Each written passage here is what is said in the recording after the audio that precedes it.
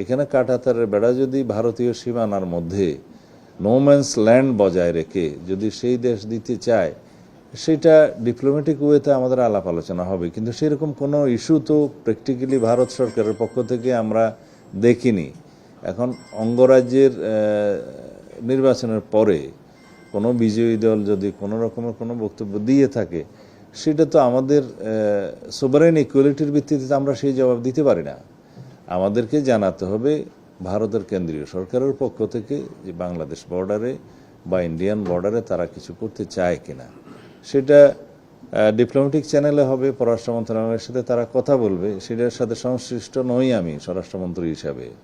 আমার দায়িত্ব হচ্ছে যে বর্ডারে নিরাপত্তা নিশ্চিত রাখা এবং যাতে কোনো রকমের পুশিং না হয় সেটার ব্যবস্থা করা, আইনশৃঙ্খলা পরিস্থিতি সেই জায়গায় সমুন্নত রাখা।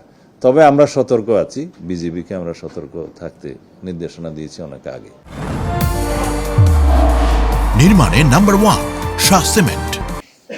আর চাঁদাবাজি, কোরবানির পশুবাহী বিভিন্ন যানবাহন এবং নৌযানে চাঁদাবাজি ইতিপূর্বে হয়েছে বলে আমাদের নলেজে আছে বিগত সময়গুলোতে।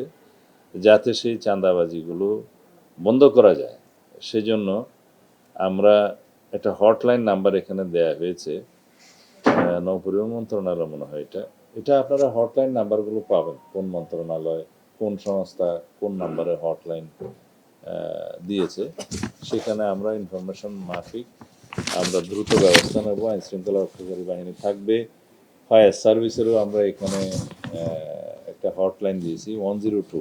ফায়ার সার্ভিসও তৎপর থাকবে যে কোনো রকমের সড়ক মহাসড়কে শহর এলাকায় যানজট এবং দুর্ঘটনা হ্রাসের জন্য আমরা প্রয়োজনীয় ব্যবস্থা নেব। সেখানে পুলিশের পক্ষ থেকে স্পিড গান ব্যবহার করা হবে, রেকার রাখা হবে, আর যাতে সড়ক মহাসড়কগুলো ইতোমধ্যে প্রয়োজনীয় সংস্কার, পটহোলস যেগুলো আছে রিপেয়ার করে এটাকে ঈদ যাত্রায় যাতে নিরাপদ করা যায় সড়ক চলাচলের জন্য, সেই ব্যবস্থা সড়ক মন্ত্রণালয় নেবে এবং ক্ষেত্রমতে স্থানীয় সরকার মন্ত্রণালয় সেই উদ্যোগ গ্রহণ করছে। আর বিআইডব্লিউটি এর ক্ষেত্রে যেহেতু তারা এই লঞ্চ তারপরে জলযান সমস্ত বিষয়ে তারা এটা ডিল করে, তাদের একটা হটলাইন এখানে দেয়া আছে 16113।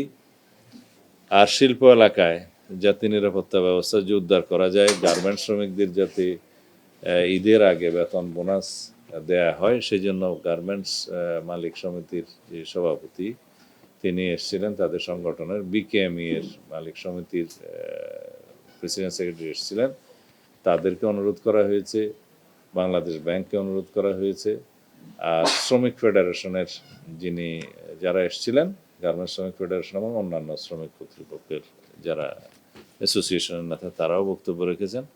আমরা অনুরোধ করেছি সবাই মিলে, বিজিএমইএ, বিকেএমইএ, বাংলাদেশ ব্যাংক, সংশ্লিষ্ট ব্যাংক, শ্রমিক ফেডারেশন সবাই মিলে ঈদের আগে যাতে কোনো শ্রমিকের বেতন অনাদায়ী না থাকে, মানে আদায় করা হয় বেতন বোনাস, সেই ব্যবস্থা করতে।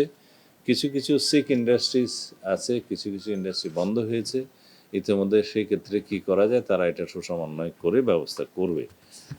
আর কাঁচা চামড়ার মূল্য নির্ধারণের ক্ষেত্রে বাণিজ্য মন্ত্রণালয়ে আরেকটা মিটিং হবে, সেটা ট্যানারি মালিকরা আজকেও এসেছিলেন, ট্যানারি মালিক অ্যাসোসিয়েশনের প্রতিনিধিগণ, তারা বাণিজ্য মন্ত্রণালয়ের সাথে বসে একটা যৌক্তিক মূল্য নির্ধারণ করে পত্রপত্রিকায় সেটা প্রচার করবে, চামড়ার মূল্য, ন্যায্য মূল্য, সেটা পরবর্তীতে তারা জানাবে।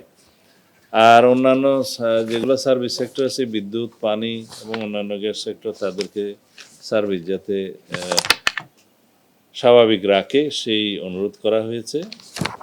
আর ঈদের জামাতে প্রয়োজনীয় নিরাপত্তা, মোবাইল কোর্ট পরিচালনা এবং অন্যান্য প্রচার করা হবে, যেটা আমরা ইতিপূর্বে মাননীয় প্রধানমন্ত্রীর সভাপতিত্বে একটা মিটিং করেছিলাম, সেটা পত্রপত্রিকায় প্রকাশিত হয়েছে, আপনারা জানেন, আমিও কথা বলেছিলাম। তাতে করে আমরা যেটা ব্যবস্থা গ্রহণ করেছি, এটা বাণিজ্য মন্ত্রণালয় অথবা শিল্প মন্ত্রণালয়, আমার মনে হয় এটা বাণিজ্য মন্ত্রণালয়ই করছে, শিল্প মন্ত্রণালয়ের সাথে সংশ্লিষ্টতা আছে, যেটা মাননীয় প্রধানমন্ত্রী 20 কোটি টাকা অনুমোদন করেছেন বিনামূল্যে গ্রাম পর্যায়ে, উপজেলা শহর সমস্ত পর্যায়ে যাতে লবণ সরবরাহ করা যায় চামড়া সংরক্ষণের জন্য, এবং সাথে সাথে তাদের যেটা মোটিভেশনাল ওয়ার্ক, যেটা প্রচারণা করবে, সেটার দায়িত্ব স্থানীয় প্রশাসনকে দেওয়া হয়েছে। টিএনও, ডিসি তাদেরকে সমন্বয় করে সেটা ক্যাবিনেট ডিভিশন থেকে সেই প্রচারণার জন্য অনুশাসন দেওয়া হয়েছে। যেমন মাদ্রাসাগুলোতে, এতিমখানাগুলোতে যারা চামড়া সংগ্রহ করে প্রায় বেশি, এবং ব্যক্তি পর্যায়েও যাতে প্রচারণাটা দেয়া হয় যে কোরবানির পশুর চামড়া খুলে নেয়ার পরের 2 ঘন্টার মধ্যে যাতে লবণ দিয়ে সংরক্ষণ করে, তাহলে চামড়ার গুণগত মানটা ভালো থাকে। সেইটার জন্য ইমামদের মাধ্যমে সমস্ত মসজিদে সেই প্রচারটা দেওয়ার জন্য এবং মুসল্লি সহ সবাইকে অনুরোধ করার জন্য সেটা ধর্ম মন্ত্রণালয়ের নেতৃত্বে ইতিমধ্যে নির্দেশনা দেওয়া হয়েছে। এবং এটার একটা ন্যারেটিভ, যে প্রচারপত্রটা কি হবে, সেটা কন্টেন্টটা রেডি করে আমরা ধর্ম মন্ত্রণালয়ের কাছে আমরা দেব, সেই জন্য একটা ব্যবস্থা নেওয়া হয়েছে।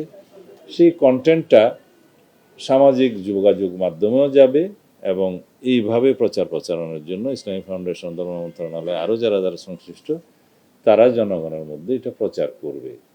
তো এইভাবে আমরা সমস্ত সিদ্ধান্ত নিয়েছি। আরও অনেকগুলো বিষয় আছে, এই মুহূর্তে আমি সবগুলো রেজলিউশন আমার সামনে এখনো ফাইনাল করা হয় নাই বলে বলতে পারি না।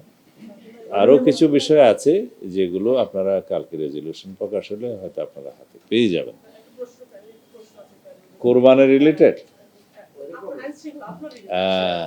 প্রথমটা হলো যে একটু আগে বিরোধী দলের নেতা বলছে যে চাঁদাবাজি হওয়ার কারণে বাজারের দাম